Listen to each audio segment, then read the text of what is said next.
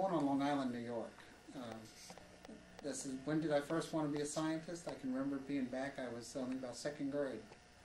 And it's been something I've wanted to do now. The fields have changed on and off to zoology or genetics, but I'd always wanted to be a scientist. Never varied from wanting to be a scientist.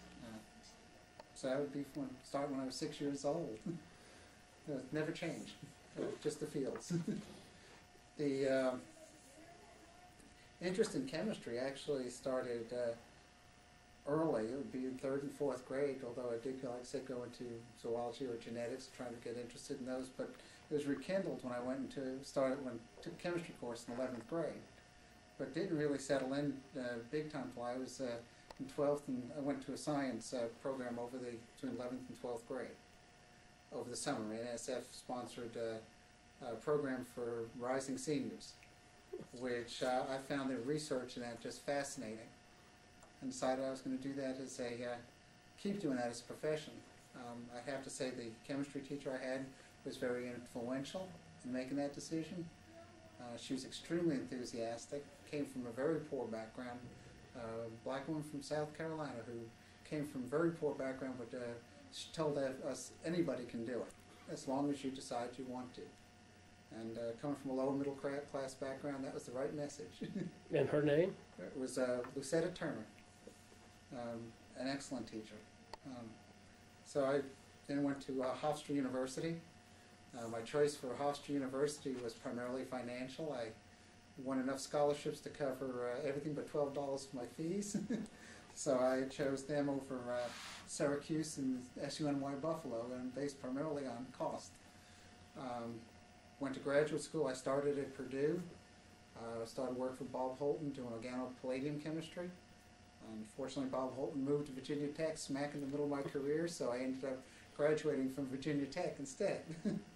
From Virginia Tech, my introduction to Eastman Chemical was through I won their Outstanding Graduate Student in Chemistry Award, Chemistry and Chemical Engineering, and it included a trip to Tennessee Eastman, at which point I had interviewed Tennessee Eastman for a job at the same time and was given a job offer. The job offer I was given was contingent on my willingness to take either a job in homogeneous catalysis or a job in organic synthesis, depending on who they found someone else to fill. I told them I was actually, even though my background had been primarily organic synthesis, using organometallics as synthons, that I was more interested in doing the catalysis job than the synthesis job, because it would be something I wasn't doing now. And I decided I'd rather have a challenge than to do the same thing I'd been doing before. And it was a challenge for the first 2 years to learn a new profession. At the same time, I was starting a new career.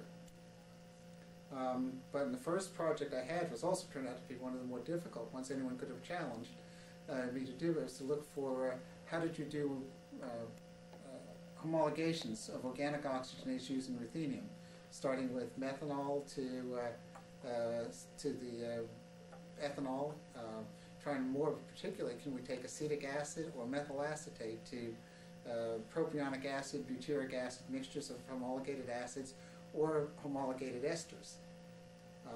I did get a couple publications in that area, but it was a baptism of fire in catalysis. After about 2 years of working on that in that area, I was moved to the anhydride process, the acetic anhydride process. I was hired in 1981 when that process the decision to build it had already been made and ground was broken. But in 1983, when the process was just starting up, they now asked me to go to find out, now we've got this process, we have an idea of what the mechanism is.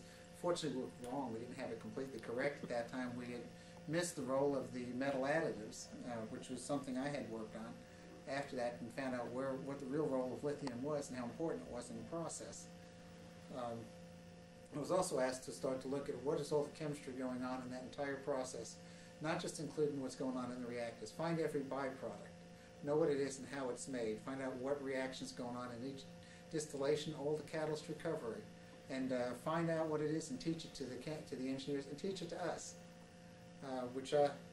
The first time I got the first product from that plant to go look at turned out to be a bottle a quart-sized bottle of this molasses-looking material that was the tars, which turned out to be actually one of the starting points for a very lucrative investment for Eastman, but one which I originally thought, my God, my career's over. But it was a very interesting process. The way we went about that was to look at the fundamentals on how every component in that reaction was made and find out mechanistically or its source, how it came about. That has been a very important, it's been a policy Eastman's followed, that, from what I can tell, is unique in the industry. Understand the fundamentals of everything you do, because you can't make an improvement until you understand what you're improving. Based on that process, from when I got those tars, and I had to know what every iodine component was that was in there, every iodine impurity, every tar component, where did it come from, how did it form, how do you characterize it. We probably saved tens of millions of dollars in research and in the operation based entirely on that work. It's been, but it was very unique because we had to know where every component came from and decide how it got there, and then how to either avoid it or treat it, and do it on with a fundamental knowledge, not with a guess. So I think that was, and that turned out to be a very good area for me as a person who was cross-trained in organometallics and cross-trained in organic chemistry. It also turned out that one of the things I had never anticipated was that the amount of physical chemistry that was involved in also carrying out that work. And in fact, I've told a number of people that I've used almost every course I ever took in chemistry. I have gone back to in the course of looking at that process, with the one exception, quantum mechanics. I did that in another project. So it actually shows that a very diverse background with and the things that Purdue insisted on that some professors objected to is that it meant the degree of generalization you had to have was critical to being able to carry out all of those processes. It required that we have a very general background to carry out all that research and on that process. I worked on that process off and on for, that was for 3 years, and again 3 years later. Probably a total of about 7 to 8 years has been devoted to understanding those mechanisms and developing processes. We've actually come up with 3 new chemical processes by understanding reactions that occurred in that plant, and then being able to show that they actually can be executed on purpose, but never showed up in the literature before. So you can actually make some selected chemicals. In our specialty chemicals area, it gave us an additional repertoire of 3 chemistries no one else has, based entirely on going out and finding it in a plant. The approach we took to that was very much that a person might take to a natural product chemist, find out, isolate all the downstream products and find out what the building blocks were. And in doing that, that's how we discovered all that chemistry. There was a brief hiatus between the time I first worked on the first plant and the expansion, in which I worked on on several polymer intermediates. In particular, at that time, when I was working on some alternative methods for making naphthalene dicarboxylic acids and drug intermediates in the form of the things that are made to make naproxen. In other words, naphthalene-based 2-carboxylic acids. We also worked on some of the first dendrimers and polymers there. We had come up and developed some initial work in making tri-substituted hydroxy acids. So whether it be the 2 acids, 1 hydroxyl, or 3 hydroxyls in the system, and in which we could start to develop branching polymers and some photodegradable polymers based all on a series of reactions, primarily with a 4,4-meal benzoic acid and acetone condensations. So it's all built off of that one process. When that was complete, though, I was transferred back when we went to do an expansion, and given the edict, it was myself and 2 other professionals and a technician, an engineer and an analytical chemist, who had a lot of experience with the methyl acetate formulation. We were asked to go back and, all the things we had discovered, and we were the keepers of that knowledge base, to go back and make sure that when we did the expansion, every last one of those was implemented, and that we would show how to do it. And that's where all that work I did on the tar formation, byproduct formation work, and all the item came into play at that point it saved us in that new construction tens of millions of dollars. That's where it all came to play. We now produce a much better product at a lower cost. It's a consequence of that work. After I left that, after we completed that expansion, I went to work for a year and a half on looking at new products from acetyls, which was primarily a strategy development, build up the new program. And since then, I've been working on syngas-based chemicals, a variety of chemicals in which we're using syngas to functionalize, do again methanol carbonylation improvements, methyl acetate, olefins to acids, vinyl acetate, acrylates, a whole host of chemicals where syngas is a major component. Most of those are actually derived as downstream products from the first acetic acid and propionic acid-based processes. And we've been doing that now since about 1992. So it's been a long time, a long run on just those products. Now, can you say what the three processes were that came out of the work? No.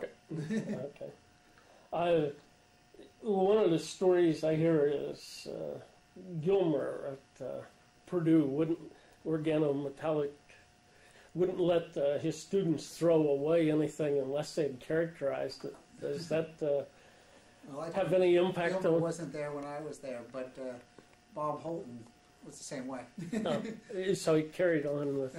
You didn't tell him you didn't get a reaction. You asked what are the components. Okay, you didn't get what you wanted. What was there? And that philosophy was given me by Bob Holton. We're in the same boat. It's kind of an interesting. The training I've noticed in some of the people we have, some of our better researchers, follows that same pattern. Fully characterize everything, and the people that who worked for Pettit who were in our group, he had the same philosophy. You don't know anything till you figure out what you've got. You do not know anything till you characterize it all. And even a negative result has a positive result if you know what you did. And that's, when I say about some of the reactions we had here, that's actually the kind of case. You have to know what you're doing and where what you did. The talk I'll give later on the propionic acid and propionic anhydride process, keys to understanding that mechanism actually lied in finding the byproducts and going back and doing that kind of work. It's actually an industry. Remember, you're working in billions of pounds, millions, billions of pounds. The 0.1% impurity is a significant impurity when it starts with 100 billion pounds. It's a lot to get rid of if it's 0.1%. So you got to know what it is and how it got there. Something we tend to neglect in our early training. I think that training I had with Bob Holton, say, find as much of it as you can, was important. Closing material balances is a thing you have a hard time getting people to understand is critical. Because if you don't know where the rest is, you don't know all the answers. Now, it seems Tennessee Eastman would be somewhat unusual in this, or are you familiar with other chemical companies that devote this much to understanding? Or Air Products appears to follow that same kind of philosophy, in my experience. DuPont and off and on is erratic from what I can tell, from speaking to their chemists. Mm-hmm. In some areas it may be very dependent on the area in which you're in, at least in my speaking to them. Some people praise their thoroughness and then the guy in another group may not feel the same way. So I have a feeling that it may be more related to particular supervision or the moment. And in our company that can also be true, but generally you can convince them based on the experience to make sure they look at the details. And the people who have risen in management have risen because they've been successful and using and employing methods where you do fundamentals and then do improvements. And therefore, actually, the philosophy predominates because it's led to those folks being successful and being able to implement things at a low cost.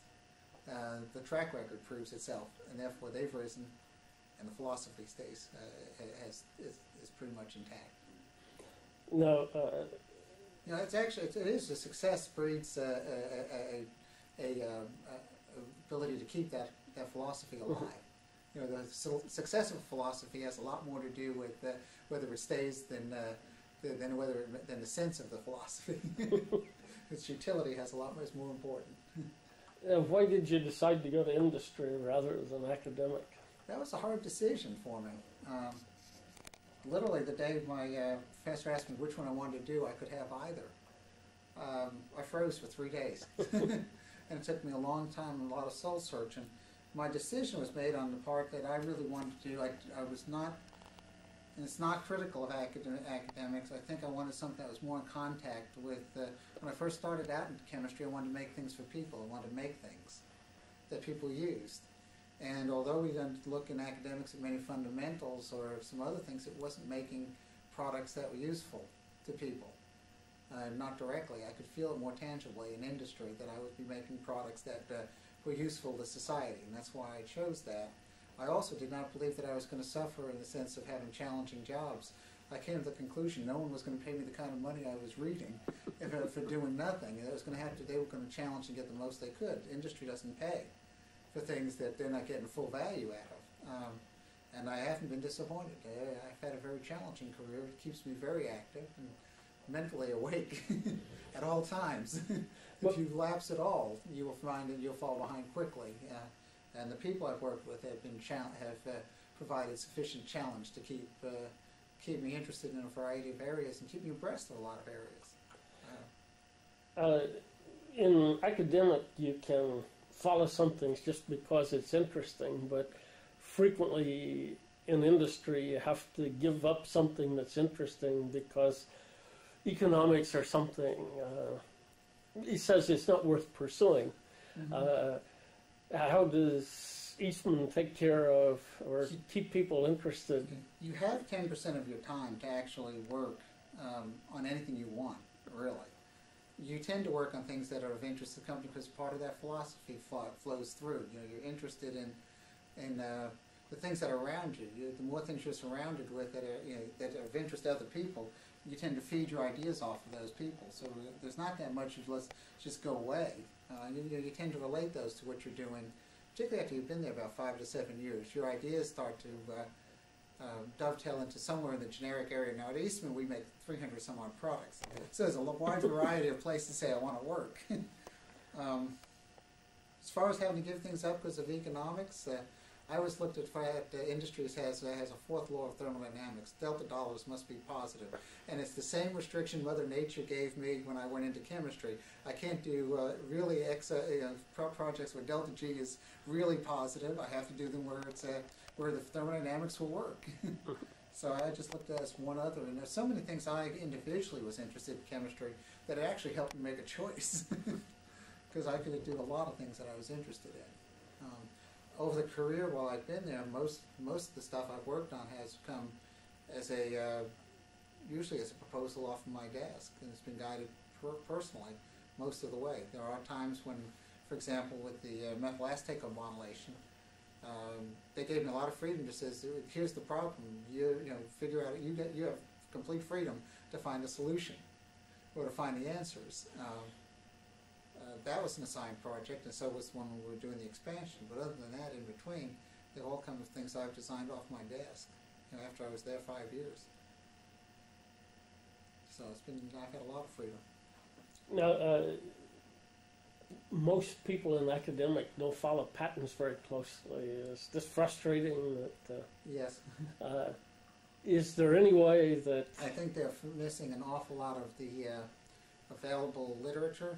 There's a lot of science and technology, and often I'll see claims made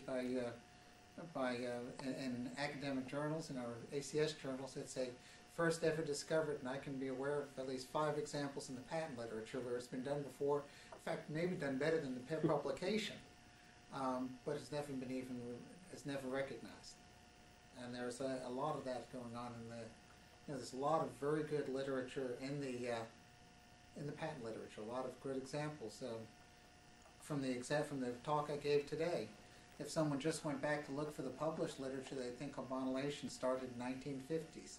Because it's the first time anyone reports it. Just Ripley finally reports it in some German articles. Never talks about the old patent literature where there's a host of people who have actually done some fairly successful chemistry.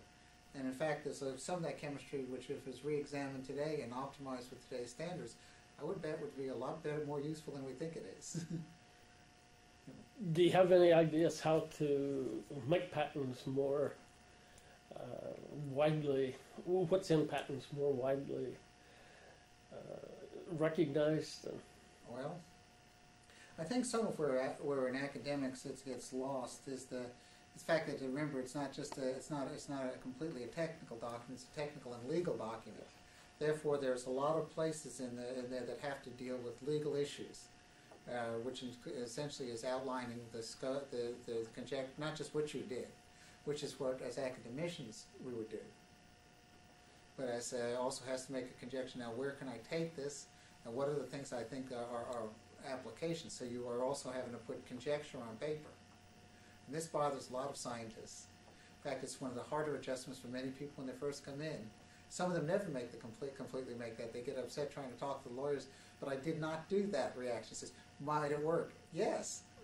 But the point is, there's a point at which you say, I've done enough work, all the work I want to do in this area, because we can make entire careers of doing one subject.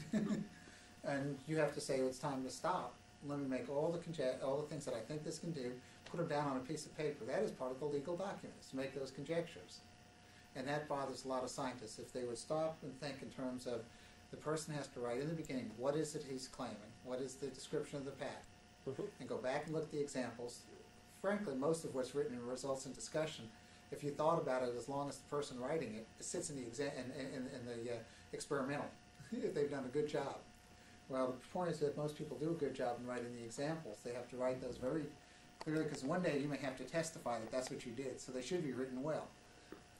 If you write them that well, then you can stand behind them. But if you go back and look at the first couple paragraphs, and then look at the examples, and finally look at the claim, it tells you very clearly what the person did, almost as well as a communication would if you were picking up a tetrahedron letters or a chemical chem-com communication, or a letter in applied catalysis. Tell you about almost the same amount of material. They may not give you quite the exhaustive discussion because they don't want to be self-limiting. For example, you rarely will discuss a mechanism in a patent because that limits your patent. But it will discuss the same kind of things you might discuss in a 2-page article in the Journal of the Chemical Society Chem-Com, which says we did the following reaction, it gives the following catalytic process, it's defined by, and gosh guys, look at this, it's super duper better than anything that's ever been done before. And that's the kind of thing, the same kind of thing will show up in a patent, but it's just not always followed with a full communication. But the experimental's always in there, it has to be, by the way the rules are written. You have to write, to show you've reduced it to practice. Now, scientific publications are what drive academics, I guess. How does not being able to do this as freely impact your outlook, or does it? Doesn't impact it at all. I've been able to publish an awful lot of the material I've done. It always appears in a patent. Provided you're willing to write it up, it'll always appear in a patent. But the other part of I've had a lot less trouble. I will say, usually the best way for me to get something published is to be invited to give a talk somewhere, and have the proceedings published. That's a lot easier than going out on your own to publish it in, for example, the Journal of American Chemical Society is an independent article. Say, I want to write this article, associating it with a symposium, and the proceedings from the symposium have been a lot easier for me to get approved.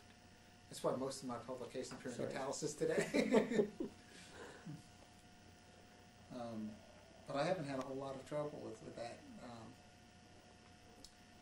As far as the one thing I will say, it does limit. I don't write communications. I write 5 communications leading up to one full paper. You just write the full paper, so you only write the thing once, which is probably a philosophy most of us ought to follow more closely, because it leads to what someone I remember calling it. Actually, it was one of the people I worked with at Purdue called it literature litter. And he was complaining about a coworker. Now, within Tennessee Eastman, are academic type publications rewarded, or are they tolerated? But mixed. Depends in part on the particular manager. Hard to say, because if you're doing super work and it doesn't end up in a publication, but it ends up as just a patent and something they don't want to talk about, it can be equally rewarded to one that's a very good scientific piece of work but doesn't end up being commercialized. It's actually what is the internal evaluation of what you're doing as a scientist, and it's independent of where it appears. Mm-hmm. Now, when you go to meetings or something, I will say it does help you as you start to have to move up the technical ladder.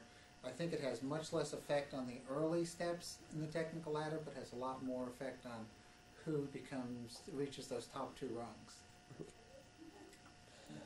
when you That's go, where you see the people being differentiated by what they've done as publications and how active they've been outside their field. You start to see it because there's what we have as definitions for our senior research associate and research fellow levels is a senior research associate must be nationally recognized as an expert in his field, not just internally. And a research fellow must be internationally recognized. And that there must be, it may be a small cadre of people involved, but it must be that you're considered one of the top people in your field. And as a consequence, those are the things where publications do become important. You have to have had some external, and that becomes a challenge sometimes. But you have to be aggressive at finding a way to do that. It does have an effect, I think, more at the latter end of your career than in the early part. And I think it has a positive effect at that point. now when you go to meetings, do people from other companies in your areas try to discuss the patents, or is... Not really. I don't find much of that at all. They may ask you a question, and it's just like in academics. You've asked me a question, I said no. And most people leave it at that. If you want to ask, usually sometimes they'll volunteer a lot more information than you thought they ought to. But I've never found that. No. We pretty much, for example, anything I've ever talked to, even last night at dinner, stuff is all things that have appeared either in print or we've had permission to talk about already, or we know the limits. If we can cite an example on a patent, it's available to you with a computer. If you go to get the patent, as it is to me. It's one of the things I think when academics, when they complain about what is industry doing, if you read the patent, you can find out a lot. I think it's actually a handicap that. See, I think a lot of it relates back, I don't know how historical it is, but our libraries here in major universities never carry the patent literature. And you would think with so many involved with law schools and stuff like that, they'd have patent literature someplace. Yes. And that they could, you could teach you how to access it. It's really not hard. It's not that any harder to reach than using Chem Abstracts. Chem Abstracts does a reasonable job, except for the fact that Chem Abstracts quotes first available patent and never quotes the ones that follow. So you often get it in languages that are totally incomprehensible. But if it appears there are other search mechanisms which the librarians and academics don't seem to utilize, because I had that experience. I needed a patent as a graduate student, and remembered how difficult it was for us to obtain one. I think it's more it's a barrier, an activation barrier, more than it is anything else. If you saw it show up on a search and you read the abstract and said, "Ooh, this looks interesting," if you could get it easily, you would probably read it, even if it was bothersome to read. As a patent, if it was readily available, unfortunately, they don't use a lot of the available CD-ROMs and things like that allow them to be available today, or tapes. We have the entire U.S. patent history going back to the 40s on microfilm. It requires a room smaller than this room to hold all of it on microfilm and CDs. In fact, in a room about this size, we've got that and all the European patent literature, the Canadian patent literature, and if you square this out, it's just about that amount of room. And it's all available on microfilm. In fact, our library has a very extensive collection of journals and articles and periodicals, plus all the patent literature, and yet it's in a very small room compared to what you would normally think for a library, but almost everything's on tape. Everything's miniaturized, so it takes a minimum amount of space. Yet it's available at a fingertip. I think that academics would use it in patent literature more if it were just more readily available. I think it's probably where more of the energy, where the barrier exists. Well, I probably should let you get ready for